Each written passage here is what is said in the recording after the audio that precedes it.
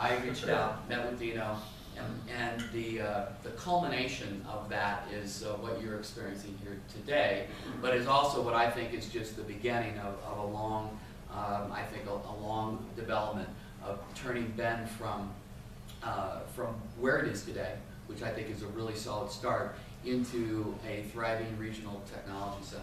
Like in my career, for the bulk of my career, living in a place like Bend was never an option. Just wasn't an option. I never even thought about it. Like, there's no way. I'm in the major metro areas. That's where I am. Today,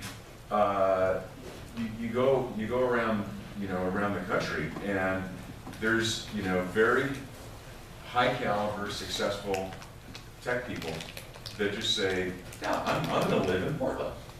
I'm going to live in Bend. I'm going to live in Boulder. And so people's careers are way more portable. So the issue is, if we want to create a regional tech center that attracts outside venture capital from firms like ourselves and others inside Silicon Valley, we have to be intellectually honest with ourselves, and that is that we need to have companies here that want to become billion-dollar companies. I just got done watching the Big Bang Theory, and I said, what about the Big Bend Theory? What if we created a contest? And I talked to Dino about it. I said, what if we created a contest where we got people who we thought were really interested in building a billion-dollar company to be interested here, and take a look at what was going on, what the community had to offer, because it's a fantastic community, as you guys already know, and some of the people who are here for the first time are beginning to find out. What if we could actually do that, attract the kind of company that wanted to become a billion-dollar company that we could then begin to invest in here and transform this particular community from its recreational and retirement roots into a thriving, clean, highly educated community of technology as well. And the longer you're sort of hanging around Bend, the more you realize this place is really entrepreneurial. And I think it's entrepreneurial, out of necessity. So over the decades, it was always a really awesome place that people wanted to live. And so what would happen is people would move here and they'd have to start a business to have a job. And so I actually started grinding on this data, and in analyzing it, what I discovered was Bend was the only metro area in the top 25 without a four-year university. So we're here right now, and we want to be at 5,000 students by 2025. We just this fall started the computer science degree, and with the help of Dino, we put together a number of people from Central Oregon to say what kind of computer science degree is going to be the best fit to provide the workforce that is needed here in Central Oregon, and that's how they arrived at this web and mobile web application. That's the option that the students will get within their computer science degree. But it's a full computer science degree, the same one that's offered in Corvallis. This is just the option that the students take here at OSU Cascades. Well, what has been missing is, has been obviously the university, because you need to be able to just generate talent, and I think that also the university also attracts talent. And so, what the companies need in order to grow and scale is, they need to be able to hire talent into those companies. So that historically has been missing. It's obviously that gap is getting filled. So today what we talked about is potentially making the brand around something like data sciences, which is an enormous area in a variety of different form factors across every industry. It requires math skills, statistical skills, etc., computer science skills as well. And if you could create a university program that had some very specific programs addressing some verticals, then you could create a name brand for the university. The kids that wanted to be able to study in that particular area, that would differentiate you from everybody else. And that's the way the world works, is around around branding, around people affinities, creating a community of interest. Why are you here in Bend? I don't know. I mean, I think that I'm excited to. No, I'm kidding. I actually do know. So I'm actually here because Dino and Bruce were telling me about how wonderful a place it is. But for us, we're always looking to expand. I mean, as you guys, who here is from the Bay Area, or runs a company in the Bay Area? So you guys all know how hard it is to hire in the Bay Area, right? But not only that, you also know how expensive it is. So if there's a really good source of developers and UI UX folks out here, then it'd be very interesting for us to open up like a satellite office, for example. And we're planning to open up 3 new offices this year, 2 in the US and 1 abroad. You know, the buyers that we had hoped would surface with the budgets we were wishful for is now happening in spades. And now our single biggest challenge as a company is capacity. We cannot fulfill demand. And I don't want to be in that position. Bruce doesn't want to be in that position. It's a wonderful problem to have, but it's still a problem. So, you know, we're adding, in the last 6 to 9 months, we've added about an average of 3 people a week to our staff. And we would gladly double that clip if we could. But doing so in the Bay Area is a real bitch. You know, we're looking at some outlets outside of the Bay Area. You know, we've got offices outside of Philadelphia. We've got our UK office. We've got sales offices now in Germany and the Netherlands. We've got about 30 engineers in Chennai, India, but that's 12.5 hours ahead of us. So ideally, a place that is about no more than 90 minutes away from the Bay Area. You know, that puts us in Salt Lake, San Diego, Bend, perhaps outside of Vegas, to look for extra capacity and at a discount to what we'd be paying in the Bay Area. And it's as simple as that. You know, we can find a place to set up shop and hire good talent that will alleviate that capacity constraint on the business and allow us to scale as quickly as the demand grows, then it's a no-brainer for us.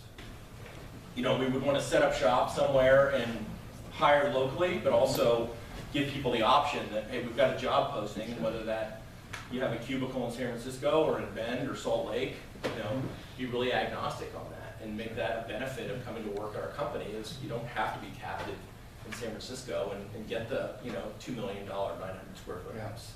Your life here is just you know, it's not consumed with you know, commute cycles and, you know, the hassles that go with living in a major metro area. So I think that's, and so what that does is it frees up hours in your week, and then you get to spend those hours you know, doing other things. I mean, you could spend them working. That's been my experience since moving here. Is you know, and that was resonated with all of the entrepreneurs that were in the room. They all felt strongly that they were getting quite a bit more productivity out of their teams than what they saw when they were down in Silicon Valley. So I think that, again, what we talked about was that there was probably going to be no single thing that we do that will be the sort of the killer piece that will drive everything, except for one. And I do believe that it is getting a company that's currently scaling to locate a division here. I think that's going to be the wedge. If we can get one of those there, and it doesn't have to be Google or Facebook, I don't believe. I think it could be a company like Aria Systems that was here, which is growing phenomenally fast and needs to be able to attract people, talent, and be able to know that the talent they attract that they can keep. So I think if we can get one of those there, and I have a little extra influence with them.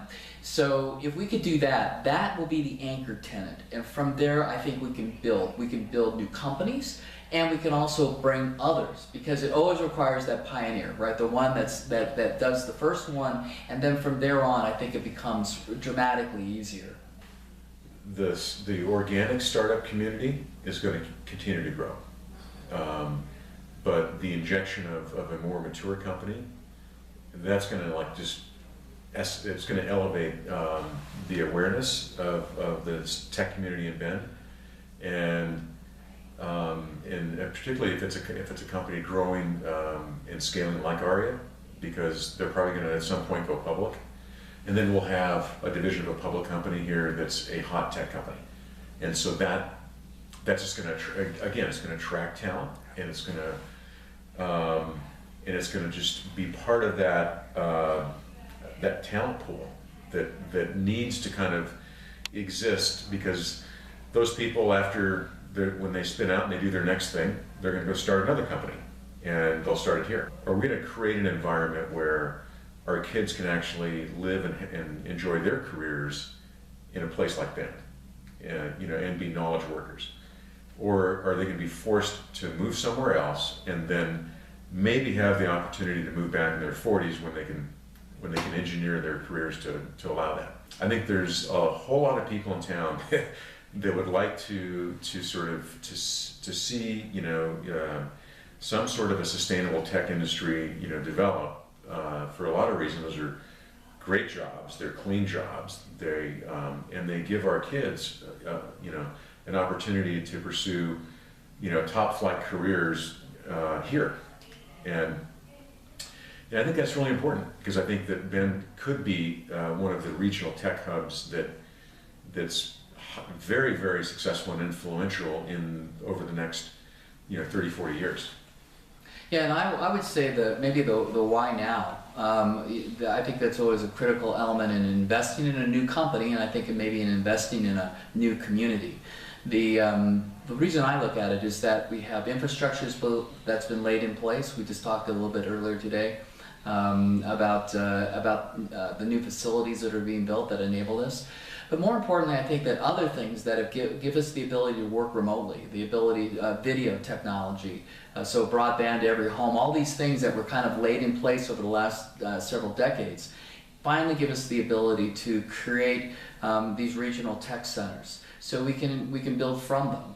And more importantly, maybe for the community at large, is that having a clean, stable community with highly educated, that are educated and value educated children, I think is critically important. And you know, as far as I've been able to tell, you know, America has been built off of entrepreneurialism. And I think regional tech centers are sort of the iconic entrepreneurial methodology for generating the next generation. So I think it fits into American values. It fits into the way in which I think people want to work. I think that urban centers are interesting, but I think that sort of a rural community that's worried about community, etc., I think those are really important, and it sustains the value systems that have been, I think, propagated for the last couple of centuries here.